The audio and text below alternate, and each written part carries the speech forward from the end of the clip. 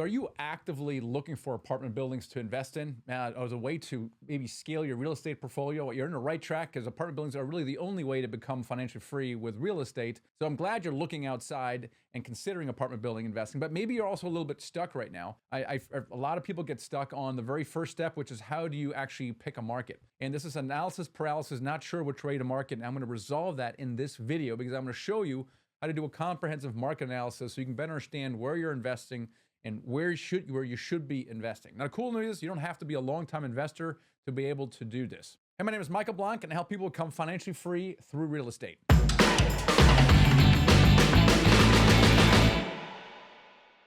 remember when I first got started with apartment building investing, it was daunting to me to try to figure out how in the world do I find a good market, right? Everybody says, oh, find a good market, but how do you know? How do you know what a good market is? And what should you be looking for? And I know it's held me back, and working with hundreds of students here over the last 14 years, it really holds a lot of them back. So I wanted to spell that right now and give you some tools about how you can figure out what the better markets are. So it gives you a lot of confidence before investing here. And this is really important because you got to know which way your market is headed so that when you invest in that market, you have some confidence that, for example, rents are going to go up, for example. It's awful to have to maybe fight the property and do a value add while also fighting the market. It's very tiring.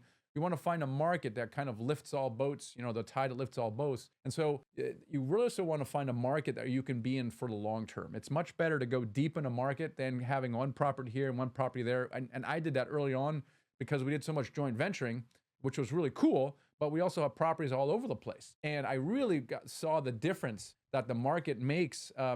For example, we had we invested, this was 7 years ago in Birmingham, for example, and it turns out that Birmingham wasn't really a great market. It wasn't a high growth market, and therefore it was kind of flat and it was kind of a slog. Little Rock, Arkansas was actually a pretty good market, but we couldn't really find a very good staff there. And we didn't realize that it's just a very hard market to find good managers, good contractors. And had we done just a little better research about the market, we would have maybe not invested those. And I wasn't really that intentional going into it. And so I'm going to pass some of those lessons learned on to you right now. So how do you pick the best markets? In general, you're looking for a high growth market. You're looking for a market where population is growing, income is going and growing, jobs, home values, rents, right? Because a rising tide lifts all boats, it really makes it a lot easier to be in a market like that. So in contrast to Birmingham and Little Rock, for example, that I mentioned earlier, we also invested in Huntsville. That market started growing really strongly about 5, 6 years ago, and we saw it in our property. We just saw the rents going up. And it was like, man, you don't really have to try very hard if the market is going up. Everybody's moving to the Southeast. Huntsville was one of them.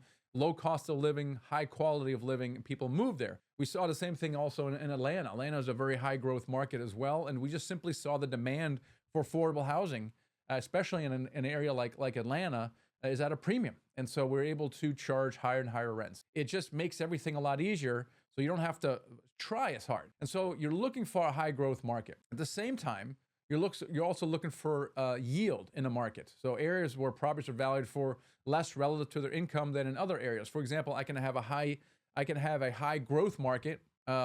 It used to be the cities, for example. Let's just say it's Phoenix, for example, high growth value, but the yield is not there anymore, right? So properties have gone up so much that the yield is out of those markets, and to some degree that happened in Nashville and a little bit now the Huntsville as well.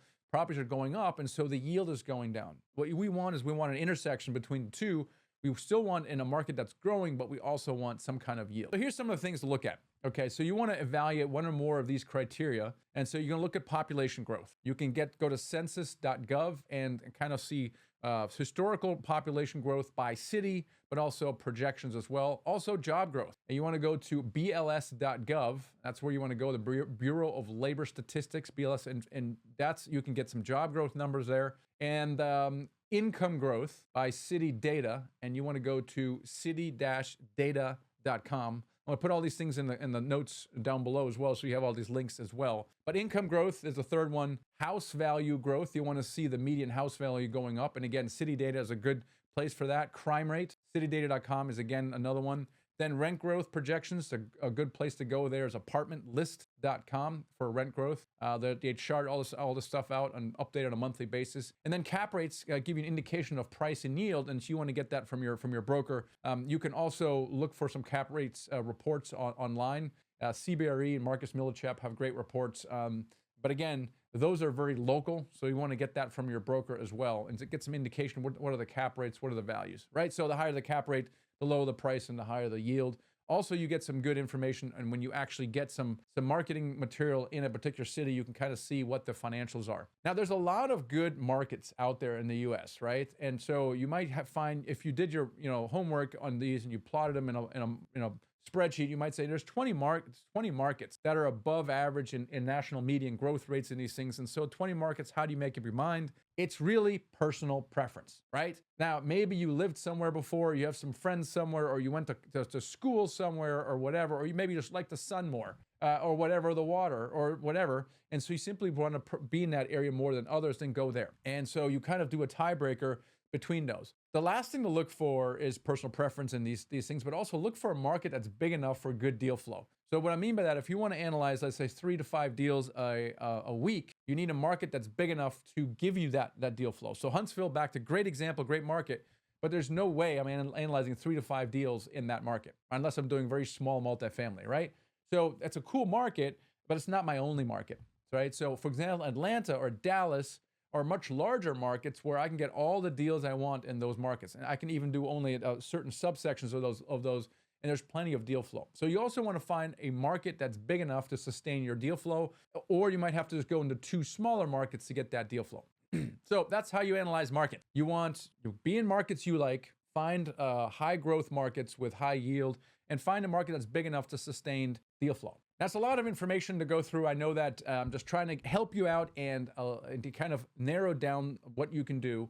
But again, how do you know you're doing it right? And the answer to that question is maybe you should work with a full-time syndicator, someone who's very experienced and knows his market analysis inside and out. And if that's you right now, if you're really struggling with putting it in a market, then maybe then consider working with us. We have an entire team of mentors who are full-time syndicators and are really good at selecting markets. Maybe consider working with us. We'd love to have a conversation with you. There's a link below here, and just explore working with us. We have programs, I like to say something for everyone based on where you are. Our goal really is to help you do your first deal, become financially free, and then help you scale your portfolio to 1,000 units. So encourage you guys to, and gals, of course, to schedule a call with us. We'd love to have a conversation and explore what that would look like. Catch you next time.